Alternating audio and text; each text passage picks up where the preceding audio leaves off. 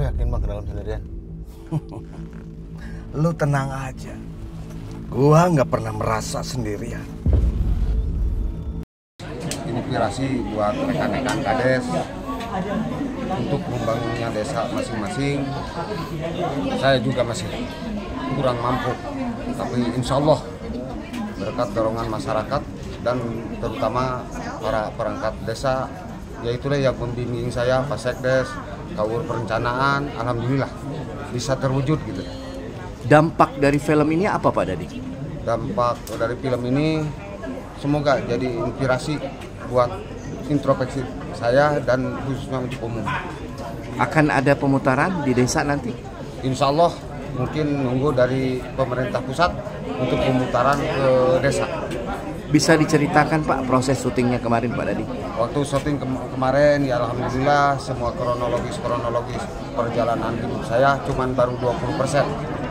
Perjalanan hidup saya itu baru 20% yang ditayangkan. Masih jauh apa yang pernah saya lakukan. Berarti paling tidak masih ada peninggalan dari masa lalu ya Pak Dadi ya? Oh masih banyak. Iya, masih jadi banyak. ilmu kebal itu masih ada gitu ya? Enggak ada yang kebal. Oke. Terima kasih. Enggak ada yang kebal. Cuma Sukses. keberanian aja. Sukses Pak Dadi. Amin. Siap.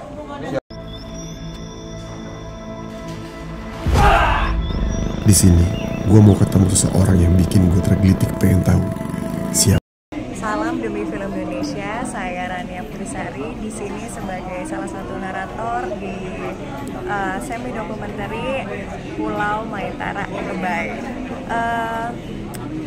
Kesannya sebenarnya banyak ya dari awal pertama kali ditawarin untuk jadi narator.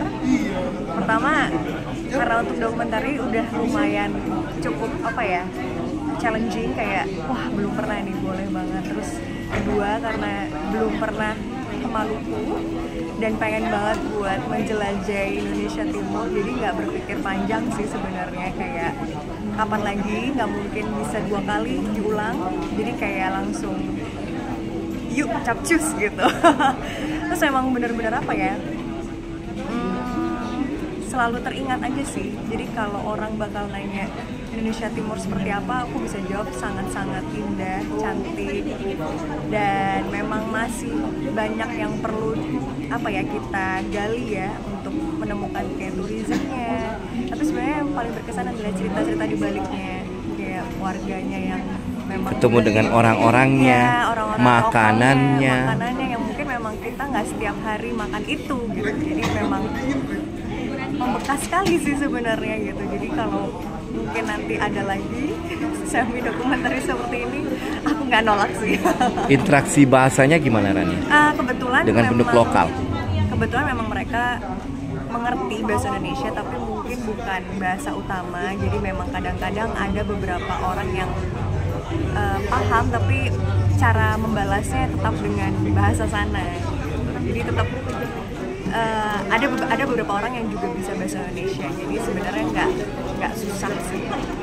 Terakhir Kak, ini kan genre yang spesifik dokudrama. Kenapa sih? Dokudrama, drama yang ada dokumenternya gitu ya. Menarik karena ada positioning daripada narator. Apa yang kemudian Kakak ingin sampaikan untuk genre seperti ini?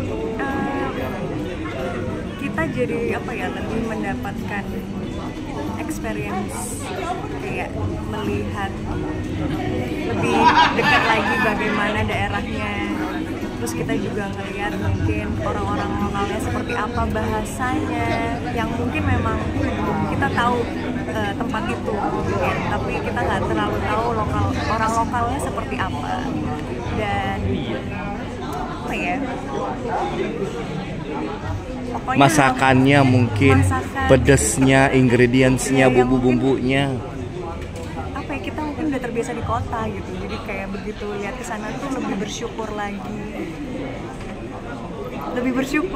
banyak bersyukur lebih tepatnya. Terima kasih Rania. Terima kasih.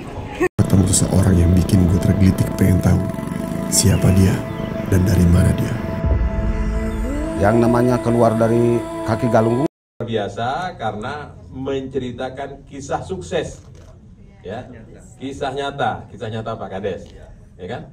Jadi artinya jangan menilai orang jangan menilai hari sebelum dia senja. Kan begitu Pak Kades ya? Jadi Pak Kades ini dulu misalnya di mudanya bagaimana, jangan dinilai dulu. Tidak boleh menilai hari pada saat dia belum senja. Jadi tunggu sampai akhir. Nah ternyata di bagian tertentu beliau menunjukkan apa itu sebenarnya sesungguhnya kehidupan. Saya tipe beliau ini bukan hanya satu. Ya, saya pernah di Bengkulu misalnya, saya juga menemukan mirip seperti Bapak, jadi Kades, setelah itu jadi Ketua DPRD. Wih. Sekarang juga nyalonkan saya Pak. Amin. Dan kampanye dulu Pak. Baik, terima kasih. Dan dari mana dia? Yang namanya keluar dari kaki Galunggung udah siap. Secara lahirnya, secara batinnya udah disiapin. Alhamdulillah. Lama ini kita selalu ketemu sama ketua asosiasinya, Pak Kades, tak pernah jumpa. Rekan-rekan yang berbahagia, Bapak Presiden dalam rapat kabinet itu kemarin memesankan dan kemudian kita rapat teknis dengan Pak Erick Thohir selaku Menko Marinvest Interim. Pesan Bapak Presiden itu film-film nasional produksi dalam negeri haruslah menjadi tuan di rumah kita. Tangan dulu. Nah, apa yang disampaikan Pak Presiden, karena ternyata di bioskop-bioskop produksi film kita masih harus kita akui peminat penontonnya emang lebih banyak film-film luar. Ya. Nah karena itu ini tantangan bersama, tentunya bukan saja tantangan untuk kawan-kawan, artis-artis, adik-adik, dan semua sutradara, produser, rumah produser. Ini juga tantangan bagi pemerintah, karena pemerintah harus memproteksi atau melindungi produksi film nasional. Itu baru bisa maju. Nah, saya pada saat rapat selaku Sekjen Kementerian Dalam Negeri, karena kami mengkoordinir kawan-kawan di daerah, ya, dari mulai Pak Gubernur, Pak Bupati, Pak Camat, Pak Desa.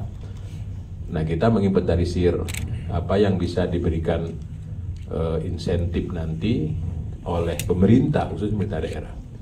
Nah, dalam hal perfilman ini, pemerintah daerah itu juga tanpa sadar terlibat langsung. Contoh misalnya pada saat film mau diputar, itu ada pajak tontonan, ya kan?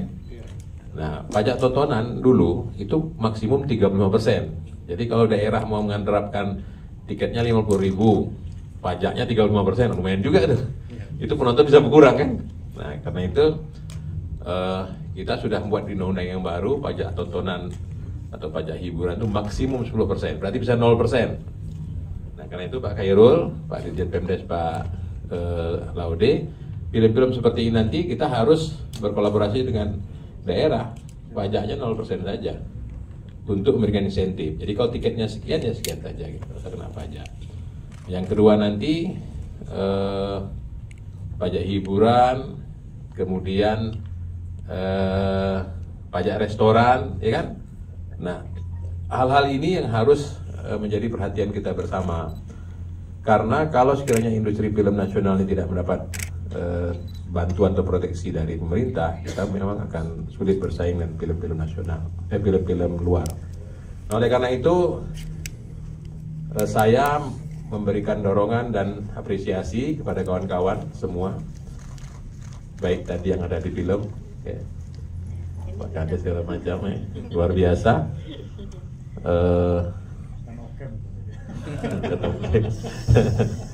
Kita memberikan apresiasi dan kami berharap tidak kena lelah, ya. Saya pun bekerja tidak kena lelah sampai malam. Ya walaupun gajinya lebih dikit ya dari produser. 500.000 PKK. Curhat ya Pak, curhat. 500.000 sebulan istri. Tenang. Pak Kades, saya bekerja mulai dari sekretaris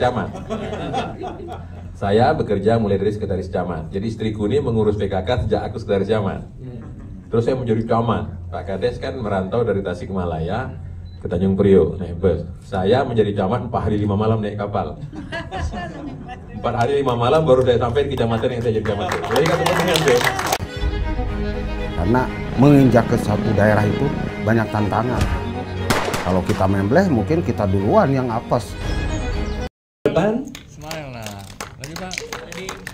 Starting. Oke, makasih. Baik. Oh, sebelah kiri, sebelah kiri. Hidup Pak Dading. Pak Dading, bukan Pak Dading, Dading. Jangan salah. Baik, selanjutnya kepada asisten sutradara kita Pak Agni Tirta, Mas Agni Tirta, silakan. Pak Dading. Pak De. Mengapa? Izin Bapak. Agni Tirta.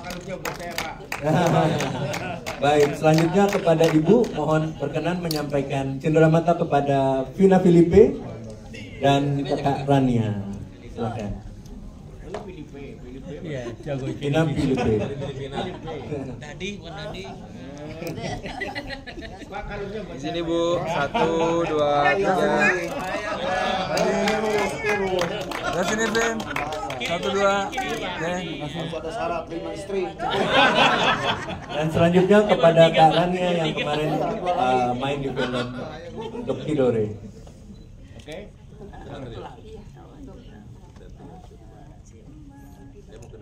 Kak Rania, senyumnya.